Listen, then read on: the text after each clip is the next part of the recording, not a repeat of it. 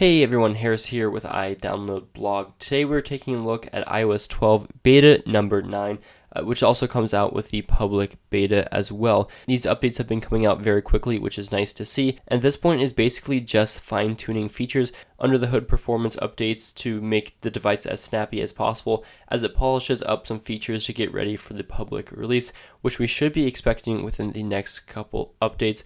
Group FaceTime is not back, so that obviously is still a feature that needs to be coming back. This comes in around 220 megabytes for the update depending on your device, which is smaller file size than the last couple updates, but outside of that, not a whole lot has changed.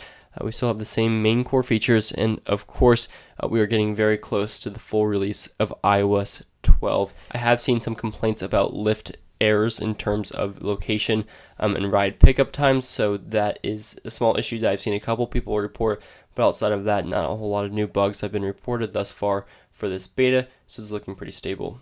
Unfortunately, there's not a whole lot to talk about in this episode. Make sure you are subscribed for future updates, and we'll see you in the next video. Thank you for watching.